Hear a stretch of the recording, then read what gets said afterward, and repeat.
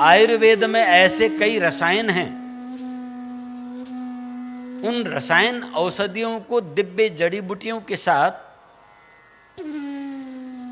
शोधन करते करते करते करते विशेष करके पारद मरकरी जो शिववीर्य कहलाता है, जो केवल एक तत्व से बना है, उसमें कोई यौगिक नहीं है, इसीलिए विज्ञान उसको तत्व कहता है।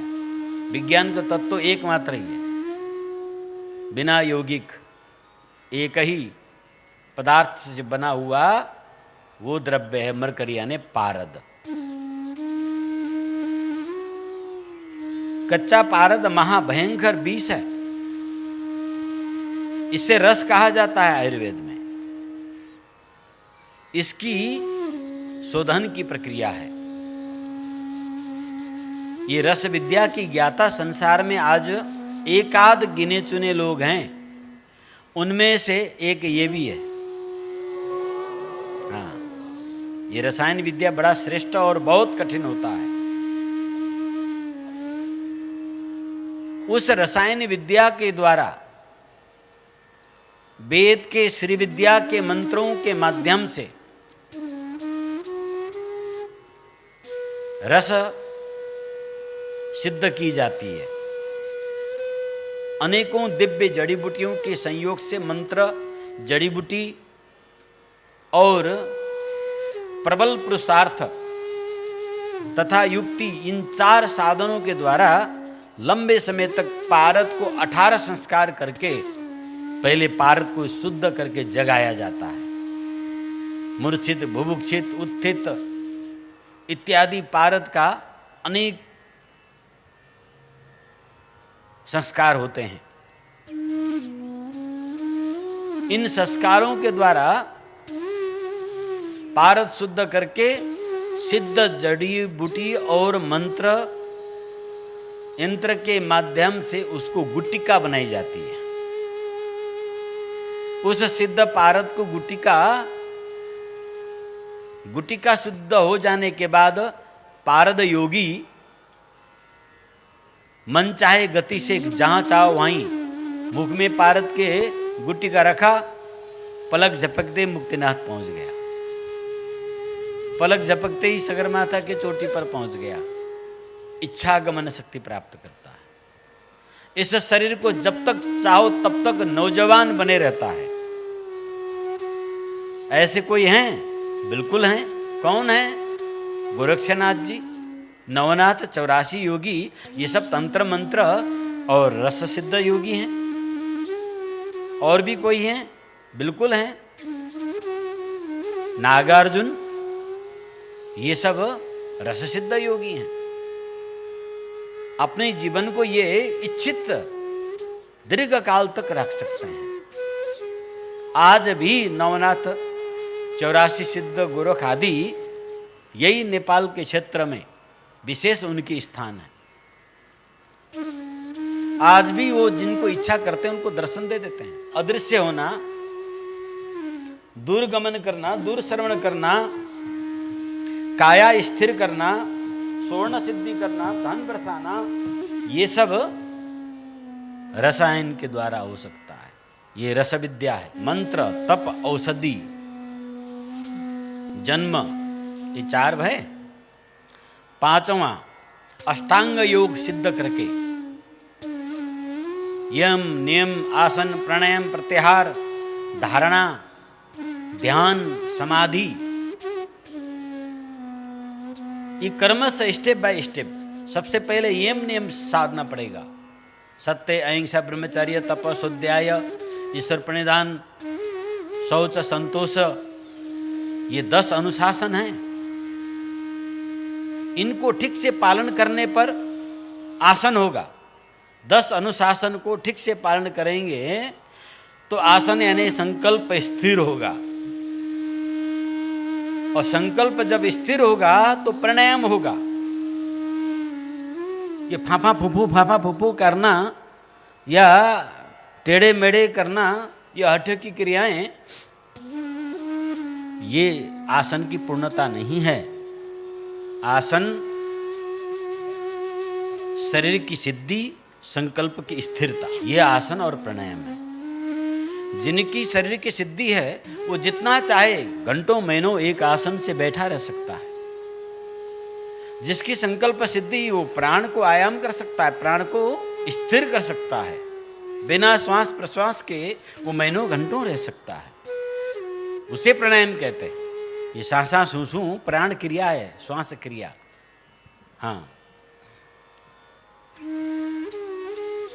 प्राणायाम जो कर सकता है, जिसकी आसन स्थिर हो सकती है, वही प्राणायाम कर सकता है।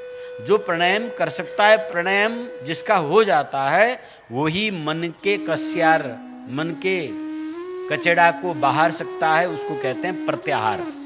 बारंबार चित्त में, मन में उठने वाली नकारात्मक वृत्तियों को हटाना, अधारणीय कुवृत्तियों को धारण न करने का नाम है प्रत्याहार। प्रत्याहार सिद्ध हो जाने के बाद धारणा सिद्ध होता है। जिस तत्व को, जिस नाम को, जिस रूप को चित्त में धारणा बिठाना है, उसको वहां से हिलने नहीं देना है। यानी विशाल मानो समुद्र है, ज्वार भाटा उछल रही है, उस ज्वार भाटा के बीच में जहाज को बिना हिलाए टिकाना है। क्या सोचो, पानी के तरंग में नौका बिना हिले रह सकता है क्या? हाँ, पर यहां बहादुरी यही है। विशाल समुद्र जहां 100-100 मीटर के ज्वार भाटा उठ रहे हैं, उसके मध्य में जहाज को स्थिर रखना है, बिना हिलाए। इसका नाम है धारणा। मन चित्त रूपी समुद्र चंचल रहता हर समय, उसकी तरंग यही मनोवृत्ति है। चित्त में जो तरंग उड़ते हैं, छाल, ज्वार भाटा, कंपन, इसी को वृत्ति कहते हैं। नाना प्रकार के मन में वृत्ति आउँछन् नि, ये चित्त की तरंग है, समझे? और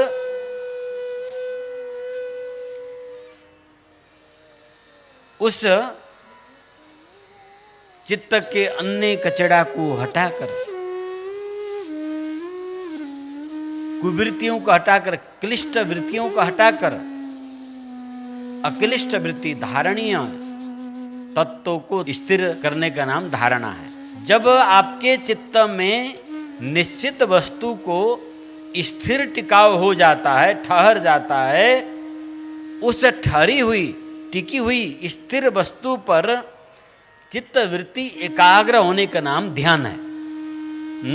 गरे बसने ध्यान नहीं है, ये तो आगा चिमड़े बसने मुद्रा पुता। हाँ, ध्यान किसी भी अवस्था में होता है, चलते फिरते, उड़ते, बैठते, खाते पीते। हाँ, ध्यान के लिए ये मुद्रा की जरूरत नहीं है, इसकी भी जरूरत नहीं है, इसकी भी जरूरत नहीं है।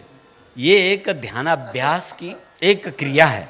इस प्रकार से शरीर को, प्राण को, सबको स्थिर करने का अभ्यास करते करते करते करते भी ही नहीं, करते करते भी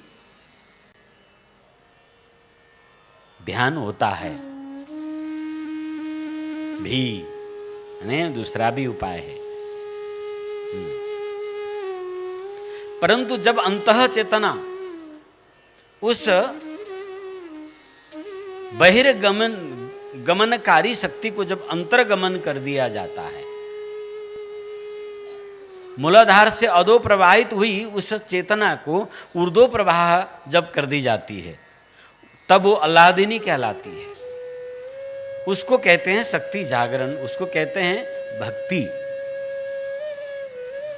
जब वह भक्ति अंतः जागरण होती है तो ध्यान, धारणा, समाधि सब स्वतः होता है, उसमें कुछ नहीं करना पड़ता।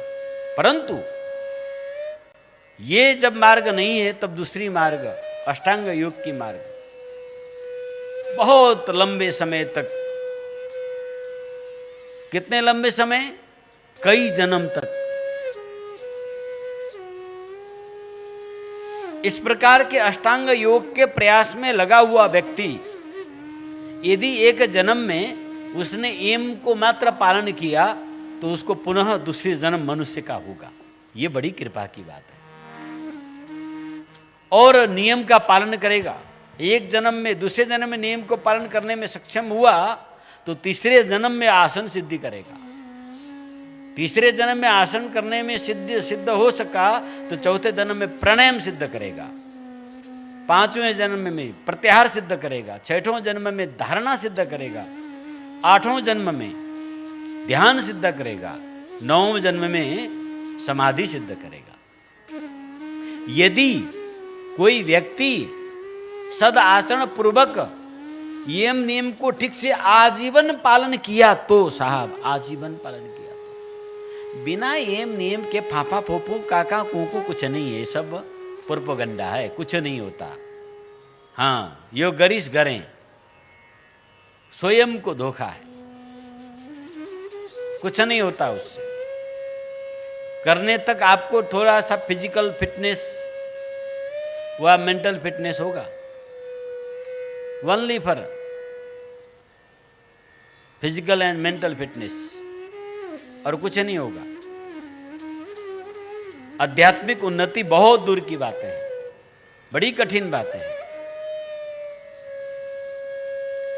तो इस प्रकार समाधि में लंबे समय तक, वहां से जब समाधि में पहुंचेंगे आप तो आध्यात्मिक यात्रा शुरू होती है साहब। चाहे मंत्र के द्वारा समाधि सिद्ध कर लो, चाहे तप के द्वारा समाधि सिद्ध कर लो, चाहे जन्म से समाधि सिद्ध हो, चाहे रसायन औषधि से समाधि सिद्ध कर लो, चाहे अष्टांग योग की अभ्यास से समाधि सिद्ध कर लो। इस प्रकार से समाधि सिद्ध होने के बाद तब यात्रा शुरू होती है आध्यात्मिक। उससे पहले केवल धार्मिक क्रियाकलाप है, केवल पूर्वजों की संस्कार बस केवल क्रियाकलाप मात्र है, कोई धर्म नहीं होता इसमें। ये स्वयं को केवल सांत्वना देना, छलना है।